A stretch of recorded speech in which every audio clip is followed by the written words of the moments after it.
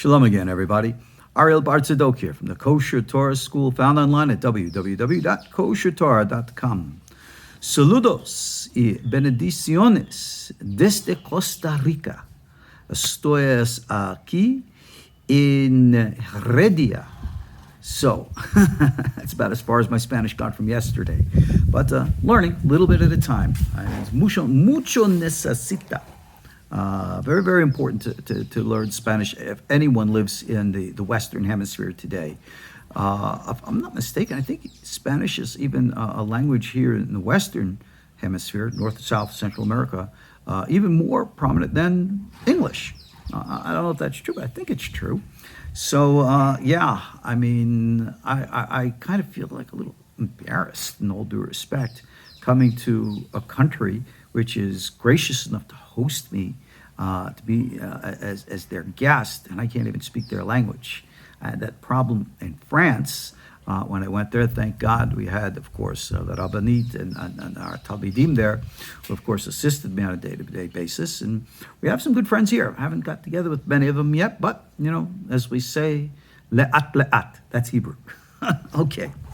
I want to discuss with you another lesson from Sha'arei Kedusha today. You know, a point that Rabbi Chaim, the author, makes right at the beginning of the book. Yesterday we discussed about the importance of Aliyot, ascent, and what it really, really means. And we have to, rather than try to convince you of an idea or a concept, okay, we all know to make spiritual connection, psychic expansion of the mind, you know, expanding consciousness, all right, we all agree, great, groovy, cool stuff. I mean, if you didn't agree, you probably wouldn't be watching my video here with me now. Okay, so cool. We are on the same page. But now, how do we get off the flat page and up into the air? What is the real stuff that we have to do? Now, as I said, in parts 3 and 4 of Sha'arei Kedusha, which we have the courses available for, again, KosherTorah.com, go to our course page, you'll see it all there. The practical ritual techniques are outlined. But you know something, a practical ritual technique is all well and good, but it in of itself doesn't get the job done. Let me give you an example. I can give you a car. I can fill the tank with gas. You can, of course, take your written test for the vehicle. You can watch all the videos about how to properly drive. But until you get behind the wheel of the car and actually drive, let's be blunt, you are not driving. Now, I've been a driver, obviously, for over 40 years, and I've been on some pretty interesting roads. And here in Costa Rica, in the general Heredia and San Jose area, you got some pretty windy roads here, which are... the Rabbanit was asking me, is it, you know, difficult to drive these roads? I said, it just takes a little bit more skill. And the reason why I'm giving you a comparison of roads that go up and down and winding all around is because when we make spiritual ascent and go into higher dimensional planes, you are going through what we call netivot, a term that we have from the Sefer Yetzirah. Take the course. It's all online for free for that matter. Well, each path, and especially in quote, the higher you get, the more subtle you get, the more twisty and turny and higher and twisting, windy roads you have to go through. And it requires a subtle sophistication and appreciation of the nuance. So now, a point that Reb Chaim makes here, right in the Hakdamah, okay? Right there, okay? You know what?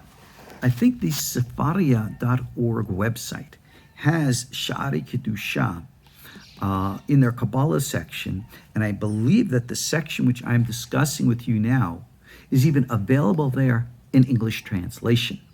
I've translated other sections of the book, and I've printed many of them in my collected works and Walking on the Fire, amongst else, but I don't believe I ever translated this specific introductory page. But it is translated elsewhere, and go for it. Now, my point is, Rabbi Chaim makes a mention here of an old way of hitbodedut. And I think it's important, remember, learning how to drive? So you got to understand what this hitbodedut hitbodedut stuff is.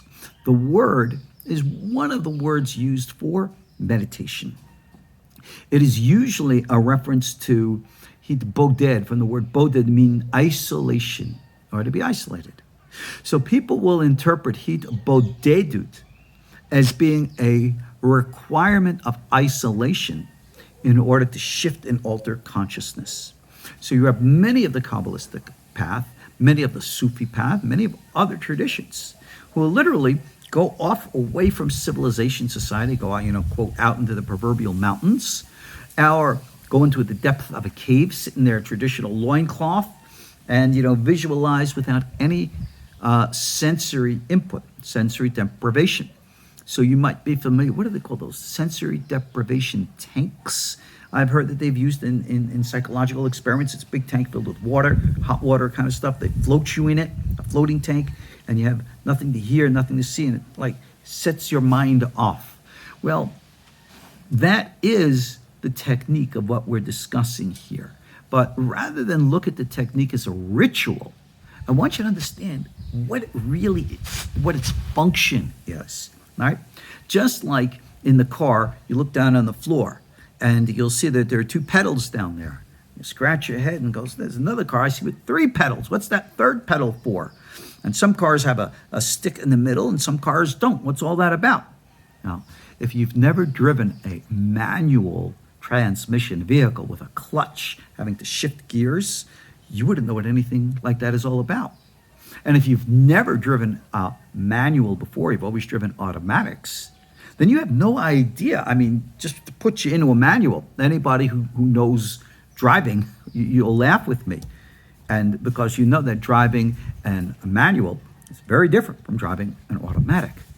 Well, these are technicalities of physically driving a vehicle.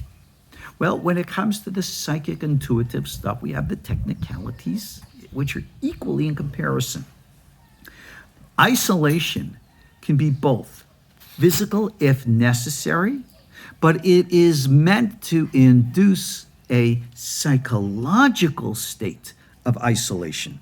So Reb Chaim here states here, right, that they would go out into ma'arot, surim ubimidbarot. They would go out into narrow caves or into the deserts to be separated from men, or some people that is, and they say, Pirushim b'baytehem. And there are others who will go and isolate themselves in their houses. Now, in these COVID times where we have so many people under lockdown, being isolated in your house is becoming more and more a norm. Even though we tend to fill our times with, computerized entertainment, which I'm not so sure is a good thing. But the point is, again, the psychology term here, introvert, or if you will, introversion, a going within one's self. Now, this is something I think almost every one of us has every one of us does, I should say. Did you ever just sit there and you're just hanging out, and I don't know if you're busy or not busy, you just start daydreaming, and your mind just goes off, and you're just hanging out, and, right? Did you ever have a moment like that? That's the kind of what we call zoning out that I'm talking about. That is mental isolation. Now, we all have done this from time to time, but our method here is to take this under direct control and to do it with focus and to go even deeper than just an arbitrary daydream. So we do this with a technique, a tool. That tool is usually the name of Hashem, Yud, Ke, Vav, Ke. And why do we use that name more than anything else? Answer is because that is the name that God himself, the Bible would say it. God's not a him, all right? It's not a her. I recently heard about the clergyman in the United States Congress who ended a prayer saying amen and a women. I mean, people who are supposedly in positions of authority and things like that should really be careful not to make such absolute, let's be blunt, asinine mistakes, it really makes the person look foolish when they intentionally, purposely, pervert things like that. I would hope that it was an accident done out of ignorance. At least, I don't know if it's good or bad. But getting back to the point here.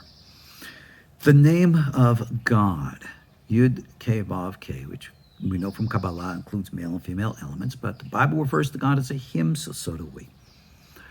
This name is not just a mental idea or a thought in your head, okay?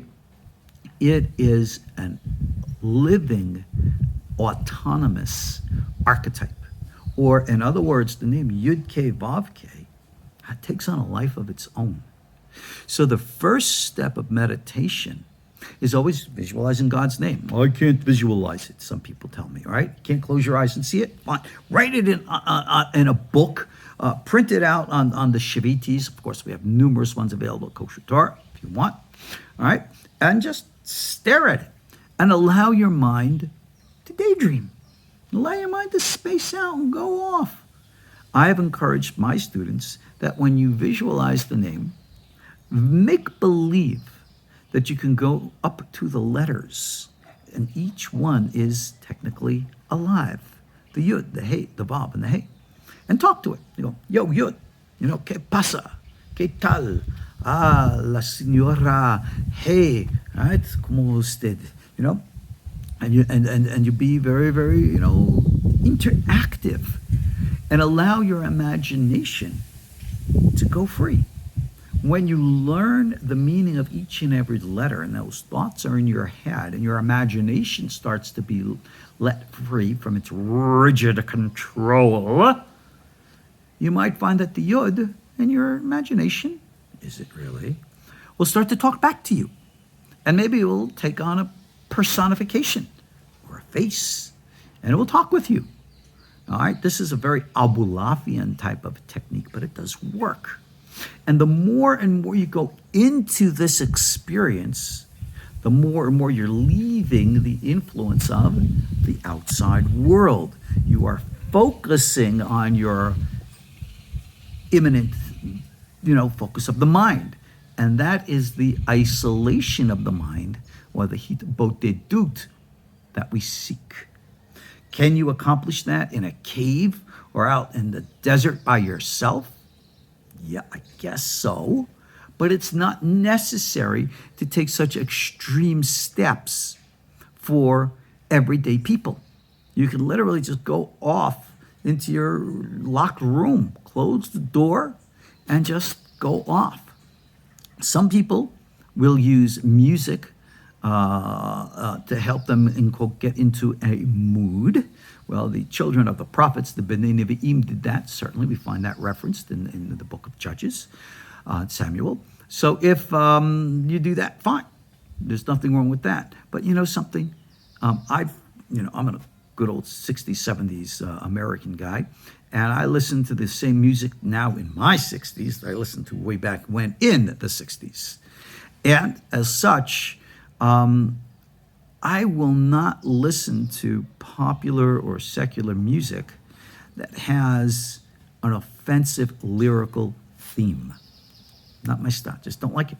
And there are certain bands and their music which I just, might like the tune, but I'm not going to give it any energy because I don't want to attribute anything to it. However, you should know that even people like the Baal Shem Tov, the famous founder of Hasidut, who created many, many songs, used to take old like Polish and Russian bar songs, beer drinking songs, and just took the tune and put them to psalms and the like. That's okay. It's okay to do that. Just remember to put the music to psalms and not some of the lyrics that some modern secularists, use.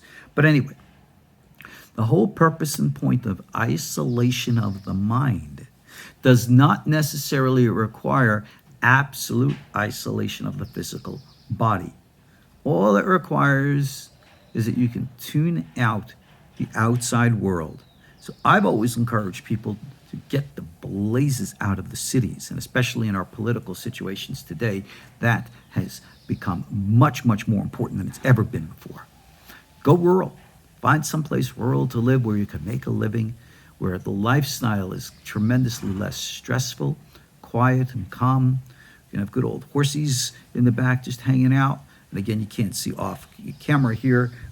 I got my visiting doggies here just hanging out, keeping me company, and just relax. And in the calmness of your mind, that you could go off and daydream. And in that daydream, focus with the name YHWH, you can achieve the basics of hitbodedut. And that is the most important beginning tool that you need. So take that as today's lesson. God be willing, we'll continue our lessons here in the Sha'arei Kedusha. Ariel Bar Tzadok here, KosherTorah School, KosherTorah.com. Buenas noches desde Costa Rica. Hasta luego. Adios. Shalom.